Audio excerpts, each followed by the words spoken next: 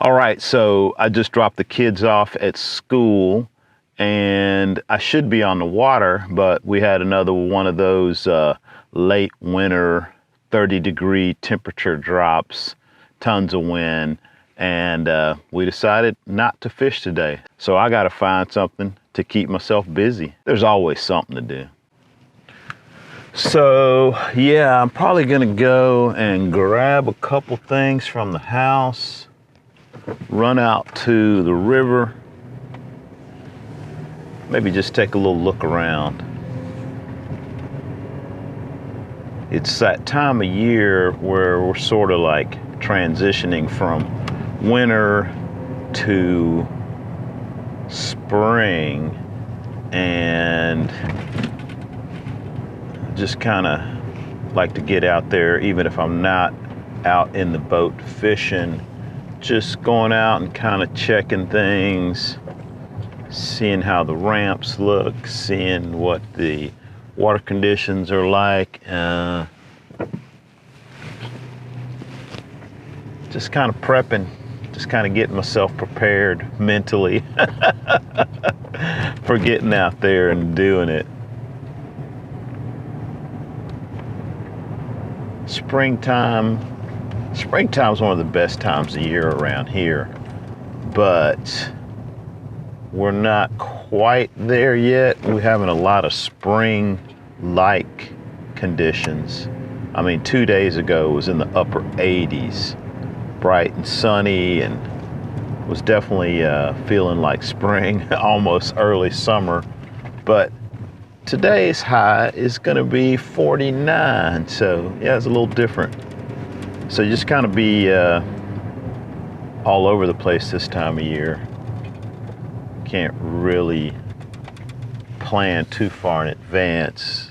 These, like I said, these cold fronts, like this one that blew in yesterday, kind of surprising sometimes. So just kind of have to be maybe 2 or 3 days into the future, and you know, if you got something planned for next week, really have to keep an eye on it. Like I said, this was definitely stronger than initially the forecast said it was going to be. Like, I was supposed to be on the water, like I said. But I always leave my schedule pretty wide open this time of year for this very reason, you know. Don't want to be booked 7 days in a row and then have, you know, 3 or 4 bad weather days, and then that just makes it hard to get people back on the calendar. So I'll leave it pretty open. That way, you know, we can just go in a couple of days or next week. I do have people that will travel into town just to fish, and that's kind of tough. I usually try to tell people this time of year, you know, unless you're going to go do the tailwater trout fishing on the Guadalupe, which I don't do anymore. If you want to go bass fishing or saltwater fishing this time of year, you kind of have to be flexible anyway. Got this rod rattling. So most of the folks that are fishing for bass and redfish this time of year are locals, and when we book the trip this time of year, I just always tell them, like, you know, there's always a chance we'll have to reschedule, so we just kind of keep it flexible, touch base, you know. If it's obvious that things are going south and we got, you know, 3 or 4 days out, then we'll go ahead and pull the plug. Sometimes it happens, you know, a day or 2 ahead of time, and that's kind of a bummer, but you know, this is how it is. Anyway, back at the house, let's go grab a couple things and then run around, see what happens.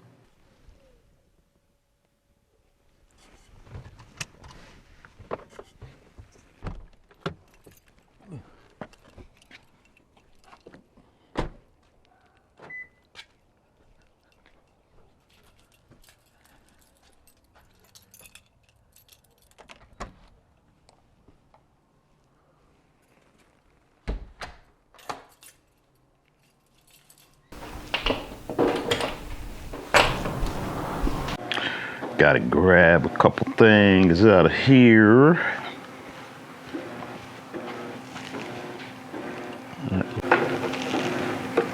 This camera does not like these fake Sony batteries. Don't forget that. All right, let's go.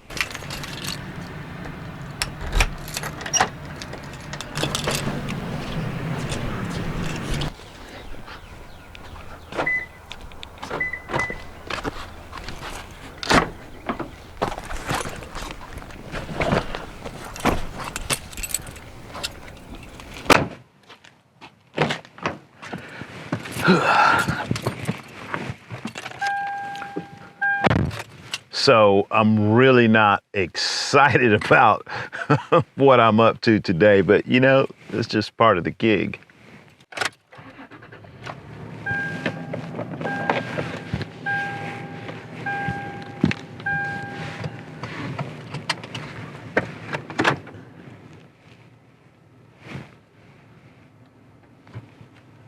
Yeah, I mean, it's hard when it's like this just to get out of the house. But the thing is I know it's good to get out of the house, and I am actually going to do something that's productive. I'm going to go out here and check out the river, make sure there's nothing going on at the boat ramps. We got a lot of trips coming up here in the next few days, so it's kind of nice just to have somebody go out and have eyes on everything before people start showing up at boat ramps, you know, first thing in the morning, and there's an issue. Shouldn't be an issue, but things just change around here for no apparent reason, you know. Everything's fine one day, and you come back the next day and there's a tree laying across the boat ramp, or, you know, you never know. So it's a good idea to get out there, scope it out. Then I can give everybody the thumbs up, like, hey, if you're going over here, it's gonna be fine.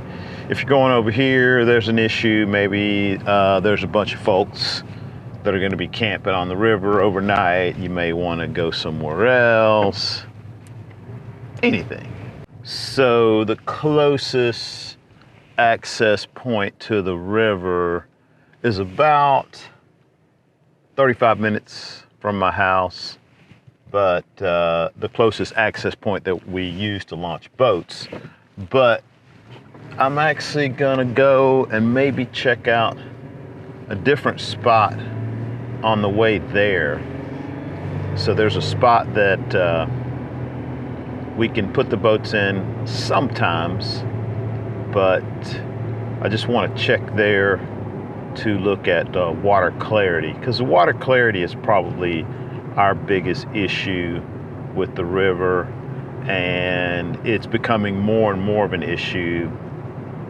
Construction and different things going along the river below town are affecting the clarity of the river from basically the Austin city limits almost to the coast, 100 miles plus, which is the part that we fish. We fish about the first 100 miles of the river from Austin down, and that has been impacted by some of these water quality, water clarity issues that are caused by, the fact that Austin is one of the fastest growing cities in the nation. So, there's all kinds of stuff going on, both stuff that is completely legal and stuff that is not legal, some nefarious behavior. That's why we do our river cleanup every year.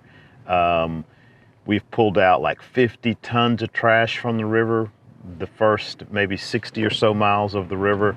But the thing is it's not really so much about getting the trash out of the river. That is definitely very important. But the thing that we're really trying to do is have more people be aware of the river and be aware of what's going on down there. So I'm not sure what the population of Austin is now, well over 1 million, depending on which part of the city you're counting. It's, pushing 2 million. And of those people, I'm gonna say probably more than 95% of the people in Austin have never been on the river below town, which is great, because those of us who do use the river, we have it to ourselves most of the time. But the problem with that is that there's a lot of stuff going on down there that really needs to be exposed. People really need to know about this stuff that's happening on the river, because it is, threatening the river. And me and a handful of other very passionate folks have been screaming about this for years. But it's one of those situations where we need more people. With the more people who are out there trying to make sure that something is done to prevent our river from being compromised, the better. So bring it on. And that's what I'm doing today. So this is a multi-pronged adventure that I got going on this afternoon. And I'm thanking you for coming along.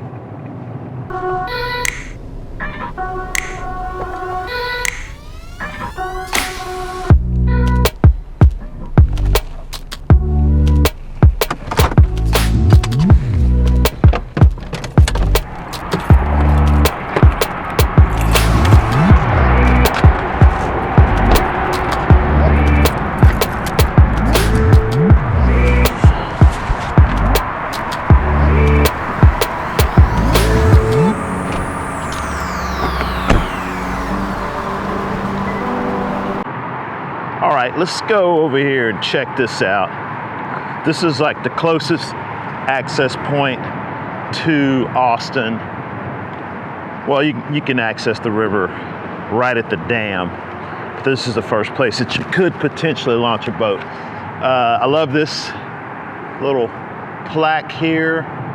It says lifeblood of the community.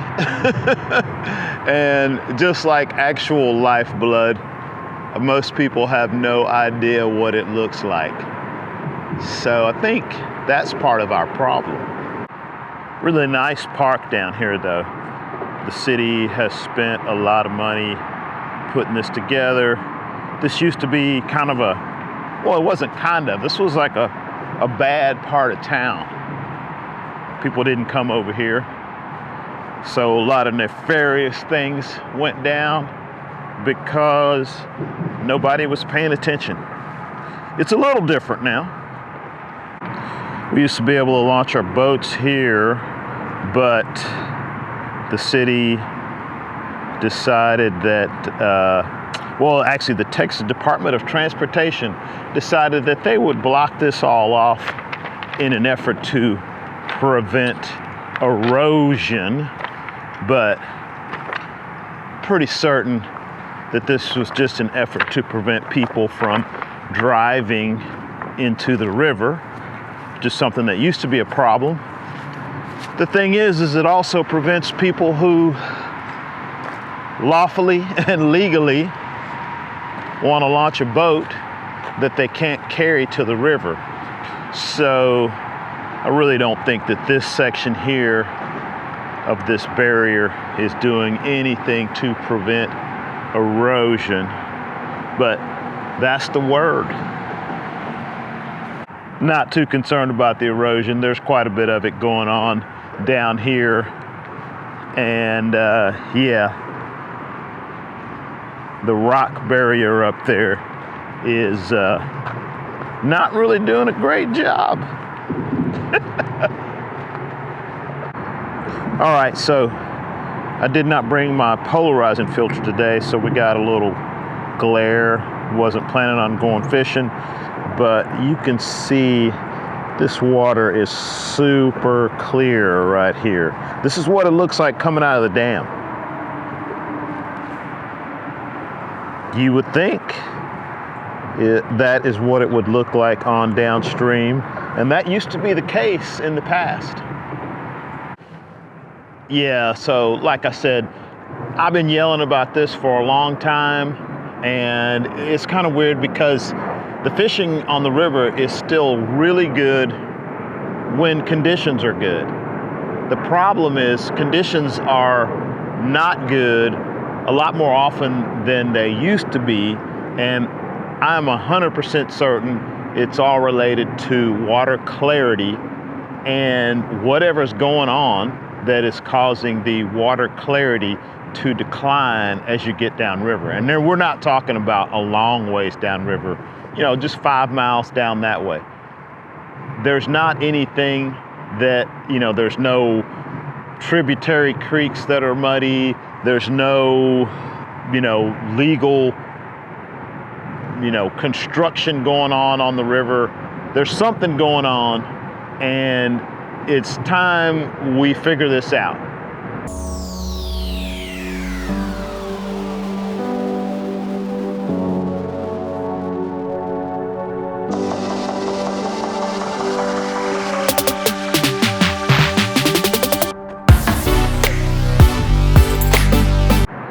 Yeah, so this is this would be a great public access point to launch a boat. Obviously, erosion is not an issue here. There's a road. You can drive right down to the river here, but it is locked. No public access here. But don't have to worry about any erosion. This is another access point. That area back there is actually a city park, wilderness area, wildlife area. But as you can see, it is all closed off as well. There's actually a homeless camp right there. They got a pretty nice setup. But right beyond that, hang on a second.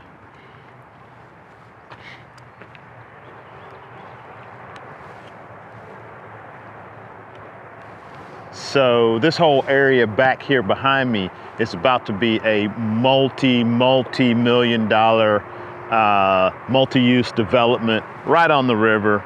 And you know, I've reached out. I actually have clients that work for the company that's doing the development. I've reached out about getting some help, maybe getting some type of public access put in, and maybe making sure that their development doesn't negatively impact the river, but I haven't heard anything back from anybody yet. I'm not holding my breath. The thing is, the city let them sort of bypass a lot of the ordinances that they had in place to protect the river.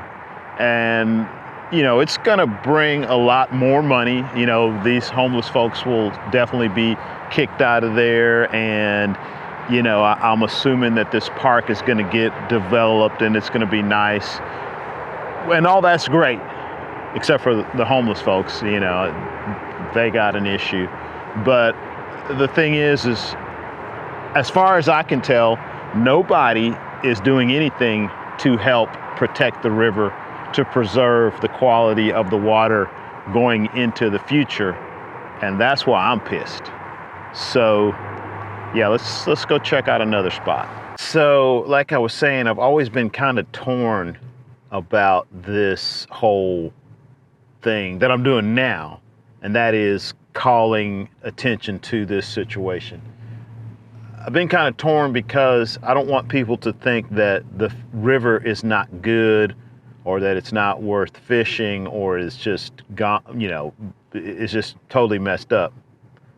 That's definitely not the case. I still think this is the best river to catch bass on in Central Texas. The thing is, things are happening. It's sort of an incremental change. Gradually, it's getting worse, and at some point, it's going to be bad, and I just can't let that happen. If there's anything I can do, I feel like I have to. So I have made a living. I've created, 2 businesses based off of fishing this river, and some others, but this is my personal favorite, and this is the river that I fish. I don't fish any other rivers in Central Texas, or I don't guide on any other rivers in Central Texas. So, there's that. I don't want, myself and other people like me to go out of business because, the river gets trashed.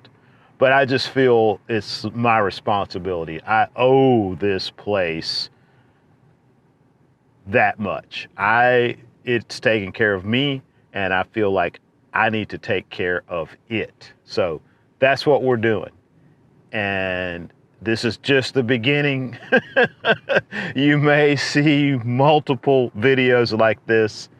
We're just getting started.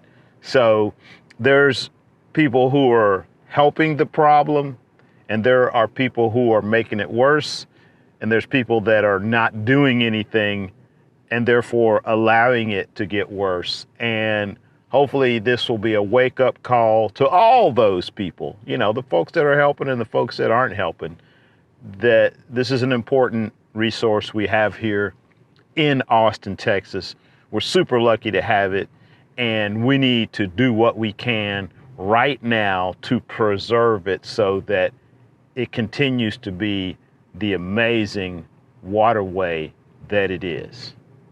All right, let's go to another spot and let's see what the river looks like downstream, like 8 or 10 miles. Maybe I'll be surprised and it'll look great. I got my fingers crossed. Okay, I'm at the next access point, and it definitely looks murkier than upstream. Not sure. Yeah, it's definitely much dirtier. I'm gonna get out here in a second, but I gotta eat my lunch, my PB&J and my chips and my banana. I get done with that, we can get out and take a look.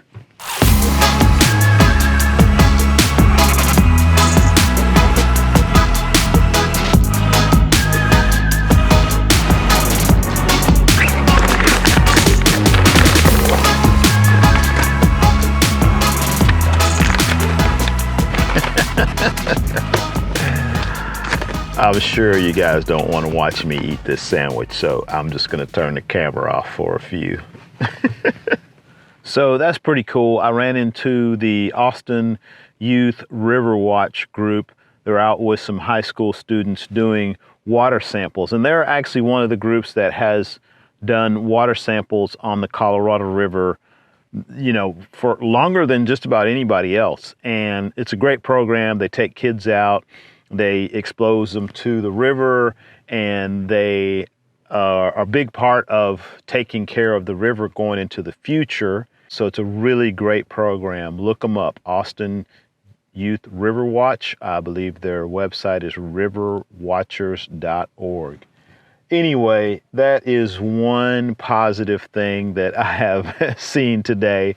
You know, that makes me feel good to know that there's people who are being trained to come out and, you know, just keep an eye on the river. Anyway. All right, so we're here at the 973 bridge, and this is the next public access point on the river. You know, it's 8 or 10 miles downriver from the last spot where the water was crystal clear.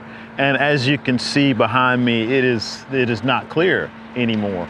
And we have searched high and low for the source of this murky water, and so far it's a mystery. Somebody out there knows what's going on, and I am on a mission to figure it out. All right, there's a couple more spots downriver that I was thinking I'd go and check, but the thing is it's not gonna be any better downstream. It's actually probably gonna be worse.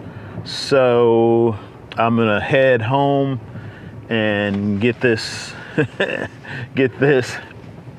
video up on the internet so I can make the next one. And yeah, I gotta go pick my kid up from school. I have burned an entire day out here running around and looking at the water. Thanks for being here, y'all. If you like this kind of stuff, give the video a thumbs up. You know, subscribe to the channel. The thing is I really need to get this message out as far and wide as possible so we can hopefully take care of this river. So you subscribing to the channel, giving the video a thumbs up, that actually does make a difference in the health of this river. Austin, Texas, home waters, we need some help.